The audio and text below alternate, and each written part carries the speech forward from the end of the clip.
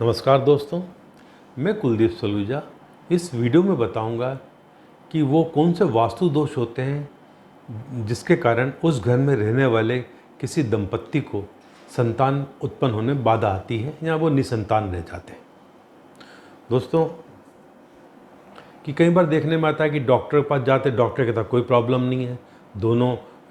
जो जो महिला है वो कंसीव कर सकती है, जो पुरुष है वो प्रोड्यूस कर सकता है, सब होने के बाद भी संतान नहीं होती है। उस केस में घर के कौन से वास्तु दोष होते हैं? मान लीजिए ये एक का घर है, ये नॉर्थ है, ये साउथ है, वेस्ट और ईस्ट। ठीक, जब कभी घर ऐसा बना हो कि इधर नॉर्थ और ईस्ट में इस तरीके से निर्माण कर और साउथ वेस्ट तक खुला हुआ हो,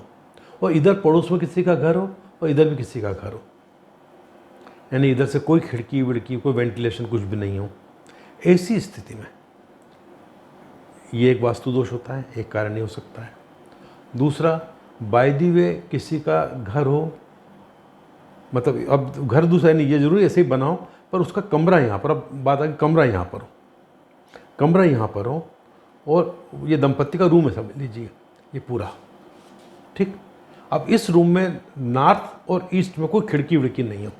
बस यहीं से आए, यहीं पर कुछ है, तो उसमें भी संतान होने में बाधा आती है, ये भी एक दोष है। तीसरा, कि नॉर्थ में निर्माण कार्य और साउथ ऊपर हो तो वंश वृद्धि रुकती, कोई कारण बनता है। ये वंश वृद्धि जरूरी नहीं संतान, वंश वृद्धि तो इस कारण भी रुक सकती है कि शादी नहीं हुई, डिले हो गई, शादी हुई नहीं तो वंश वृद्धि रुक गई, तो वंश वृद्धि का कारण बनता है ये। कभी नॉर्थ इस तरीके से कट जाए, यानी आपका ये मकान की जो चार दीवारी कंपाउंड की वाल यूँ आके और यूँ हो जाए, तो नॉर्थ ईस्ट आपका कोना कट गया।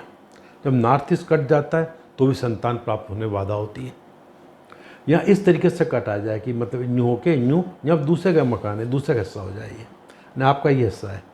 और इस तरीके से हो जाए, तो नॉर्थ ईस्ट ये कोना इस तरीके से कट जाए, तब भी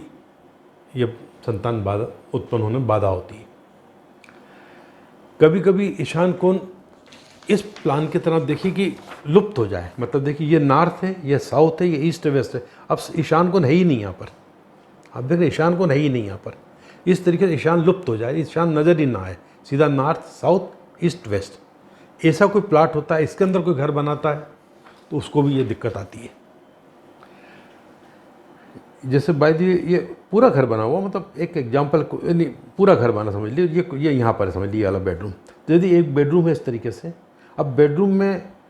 ये दरवाज़ा है, अब इधर क्या हुआ, दरवाज़ा बेडरूम हुआ, इधर इन्होंने टॉयलेट बना दिया, तो क्या हुआ, ईशान कोण कट गया ये, या इधर बना दिया, तो क्योंकि अब इनने जाना तो टॉयलेट बाथरूम यहीं से है ना, ये इसको, तो ये इसका पार्ट हो गया, इससे ईशान कोण कट गया। इस केस में भी संतान प्राप्ति में बाधा होती है। ऐसे कई जगह पर मैंने इनको ठीक करा के पूरा ये बाथरूम यहाँ तक करवाया, या यहाँ से इसको यहाँ तक करवा के दरवाज़ा दिया, तो प्रभु कृपा से उनका संतान हुई है एग्जाम्पल मेरे पास। आप निश्चिंत रहिए, देखिएगा, तो गलती होगी जो भी तो होगी ईशान कोण की। और यदि ऐसा कोई दोष आता है, यदि भाई ये वाला दोष, ये दोष,